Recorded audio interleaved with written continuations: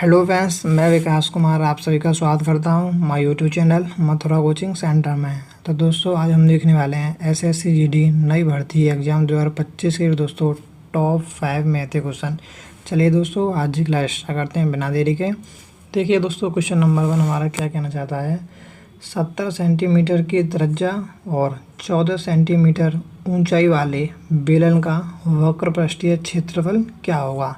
तो दोस्तों क्वेश्चन काफ़ी ईजी है, कुछ भी नहीं है। क्वेश्चन में दोस्तों क्या पूछा है, उसने पूछा है दोस्तों बेलन का वक्रपृष्ठीय क्षेत्रफल क्या होगा। तो भाई ये बताइए, आपको फॉर्मूला याद होना चाहिए इसका, बेलन के वक्रपृष्ठीय क्षेत्रफल का।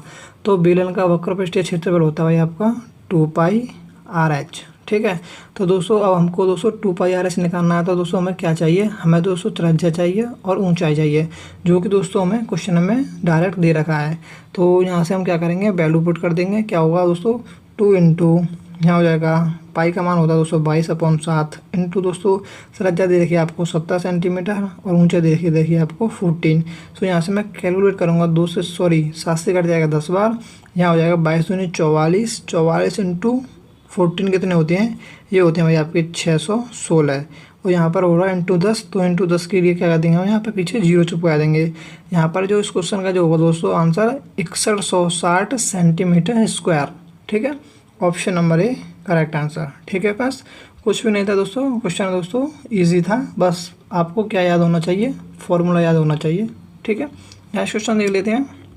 क्वेश्चन नंबर 2 क्या कहना चाहता है, यदि 6 पेन का क्रय मूल्य 5 पेन के विक्रय मूल्य के बराबर है तो लाभ या हानि प्रतिशत ज्ञात कीजिए। तो दोस्तों काफ़ी इजी क्वेश्चन है, और ये दोस्तों मैं आपको बता दूं जी एसएससी जीडी 2024 में आपके पूछे हुए प्रश्न हैं। ठीक है, तो देखिए क्वेश्चन क्या कहना चाह रहा है, 6 पेन का क्रय मूल्य 5 पेन के विक्रय मूल्य के बराबर है। इसका क्या मतलब है, 6 CP = क्या 5 SP। ठीक है, 6 CP = 5 SP। ठीक है, तो यहाँ से हम क्या करेंगे भाई, CP और SP का रेशियो निकालेंगे। तो CP और SP का मैं अगर रेशियो निकालूँ यहाँ से, तो क्या हो जाएगा, CP की वैल्यू दोस्तों यहाँ से हो जाएगी 5 और SP की वैल्यू कितनी हो जाएगी, यहाँ से हो जाएगी 6। ठीक है, तो हमारा यहाँ पर हो जाएगा 5 और यहाँ हो जाएगा SP की वैल्यू हो जाएगी 6। ठीक है, देखिए CP का मतलब क्या होता है, क्रय मूल्य, SP का मतलब होता है विक्रय मूल्य। तो 5 की चीज़ को तुमने कितने में बेच दिया, 6 में बेच दिया। तो दोस्तों लाभ कितने का हुआ, लाभ हुआ हमें दोस्तों 1 रुपये का। ठीक है, और दोस्तों जो लाभ और हानि दोस्तों हमेशा ध्यान रखना, लाभ और जो हानि दोस्तों कैलकुलेशन होती है वो हमेशा दोस्तों किस पर होती है, CP पर होती है, यानी क्रय मूल्य पर होती है। तो दोस्तों ये 1 है, 1 रुपये का लाभ हुआ है। जी दोस्तों अगर मैं परसेंट में कन्वर्ट करूँगा तो क्या होगा, 5 का दोस्तों कितना परसेंट है, 1/5 इंटू 100। ठीक है, 5 से कितने बार कट जाएगा, ये हो जाएगा भाई आपका 20%। ठीक है, यहाँ पर दोस्तों हमको लाभ कितना क्या हो गया, ऑप्शन नंबर बी 20% का। ठीक है, चलिए दोस्तों नेक्स्ट क्वेश्चन देख रहे हैं। नेक्स्ट क्वेश्चन दोस्तों हमारा क्या कहना जाता है, क्वेश्चन नंबर 3, किसी धनराशि पर 5 वर्षों के लिए प्राप्त साधारण ब्याज उस धनराशि का 2/5 है, वार्षिक ब्याज दर क्या है। ठीक है, तो दोस्तों क्वेश्चन को आप 1 से 2 बार को दोस्तों क्वेश्चन को पढ़ लेना। क्वेश्चन को करने से पहले आपको दोस्तों क्वेश्चन को दोस्तों एक बार में समझ में आना चाहिए तो अच्छी बात है, नहीं तो दोस्तों क्वेश्चन को दोबारा आप पढ़ सकते हो। ठीक है, बट दोस्तों क्वेश्चन को करने से पहले मतलब क्वेश्चन को समझना जरूर है। ठीक है, अगर आपने क्वेश्चन अगर समझ लिया तो ये मान लीजिए आपने 50 से 60% दोस्तों क्वेश्चन क्या हल कर लिया है। ठीक है, तो दोस्तों क्वेश्चन क्या कहना चाह रहा है, देखिए किसी धनराशि पर 5 वर्षों के लिए प्राप्त साधारण ब्याज उस राशि का 2/5 है। तो दोस्तों क्या कहना चाह रहा है, कोई भी मतलब राशि मान लीजिए। ठीक है, राशि आपको ऐसी माननी है जैसे कि दोस्तों उसका 2/5 हो जाए, क्योंकि दोस्तों यहाँ पर हमें कैलकुलेशन हार्ड नहीं करनी है। तो जैसे कि यहाँ पर 2/5 करना है मुझे इस राशि का, तो ऐसी संख्या मान लीजिए जिससे दोस्तों 5 कट जाए। ठीक है, सॉरी वो संख्या जो है 5 से कट जाए। तो हम क्या माने, जैसे कि मैं मान लूँ 100 मान लूँ, 500 मान लूँ, या 25 मान लूँ, या 250 मान लूँ, मतलब कि 5 से कटने चाहिए। जैसे कि मैं मान लो चलिए 500 ही मान लेता हूँ। ठीक है, मैंने मान ली कि वो धनराशि 500 थी। ठीक है, अब देखिए 5 वर्षों के लिए प्राप्त साधारण ब्याज उस राशि का 2/5 है। तो मैं अगर इसका 500 का 2/5 कर दूंगा तो वो दोस्तों क्या हो जाएगी, वो हो जाएगी मेरी साधारण ब्याज। क्या साल की, वो हो जाएगी 5 साल की साधारण ब्याज। तो मैं इसका 500 का 2/5 करूँगा तो भाई कितना हो जाएगा आप पर 500 का 2/5 करोगे तो भाई कितना हो जाएगा, ये हो जाएगा आपका भाई 200। ठीक है भाई, आपको इतना तो आता होगा ना, जैसे कि 500 का 2/5 करना है, 500 इंटू 2/5, तो 5 से कितने बार कट जाएगा, 100 बार, और 100 इंटू 2 कितना हो जाएगा, 200। तो दोस्तों धनराशि हमारी 500 थी, और दोस्तों हमें ब्याज कितनी मिल गई, ब्याज मिलेगी दोस्तों हमें 200, कितने वर्षों में, 5 वर्षों में। ठीक है, तो ये बताइए एक साल में कितनी मिल रही होगी भाई, 5 वर्षों में मिल रही है मुझे 200 रुपये मिल रहे हैं ब्याज के, तो एक साल में कितने मिलेंगे, एक साल में मिल जाएंगे भाई मुझे यहाँ से 5 चौक 20 यानी कि 40 रुपये। ठीक है, अब दोस्तों जो ब्याज दर होती है वो क्या होती है, ब्याज दर वह होती है साधारण, जो एक साल में जो साधारण ब्याज मिलता है ना, वो धनराशि का कितना प्रतिशत है, वह हमारा क्या होता है, वही ब्याज दर होती है।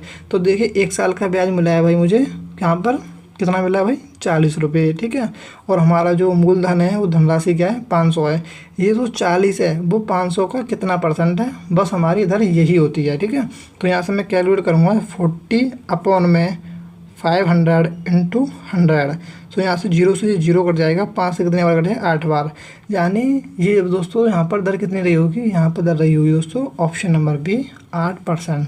ठीक है फ्रेंड्स, क्वेश्चन दोस्तों कुछ नहीं था, इजी था, मैंने इतना आपको करके दिखाया है, नहीं वैसे दोस्तों बहुत काफ़ी इजी था ये क्वेश्चन, कुछ भी नहीं था। ठीक है ना, तो इस क्वेश्चन का जो आंसर होगा दोस्तों option number B correct answer.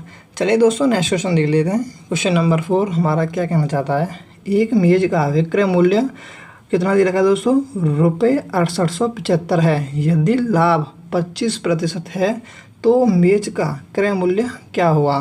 तो दोस्तों ये भी दोस्तों काफ़ी इजी क्वेश्चन पूछा गया था। देखिए क्या है, मतलब कि उसने क्या बोला है, किसी मेज को दोस्तों कितने में बेच देता है, वो बेच देता है आपको 6875 रुपये में, जिससे दोस्तों उसको क्या होता है 25% का लाभ हो जाता है।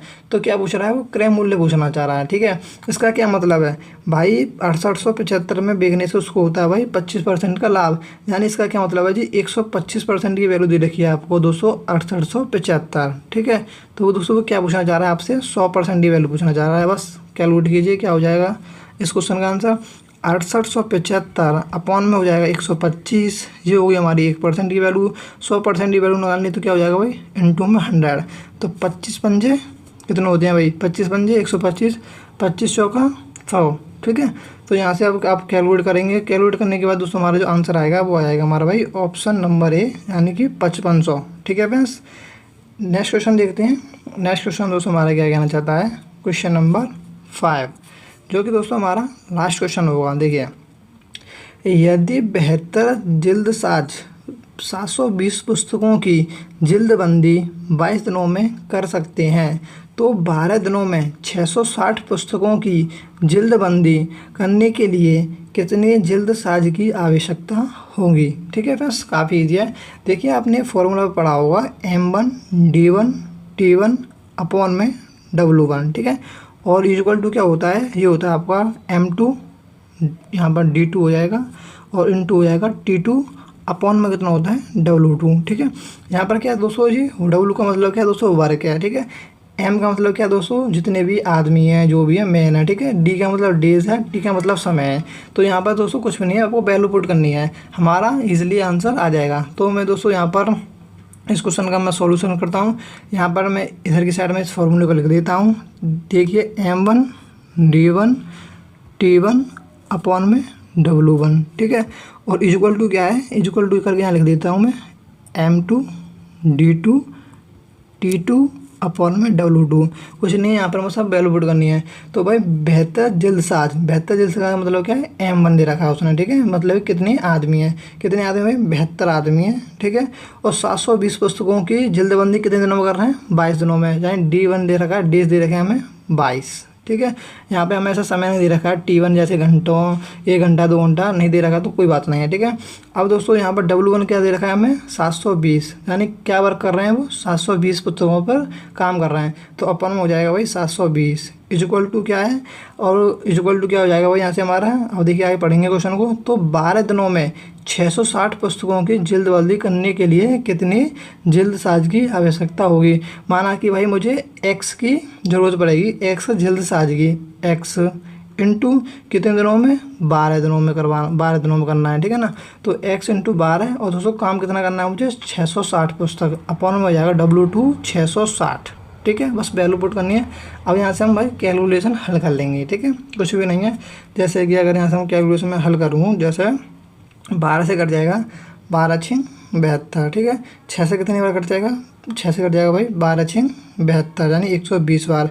इस जीरो से जी जीरो कट जाएगी, ठीक है।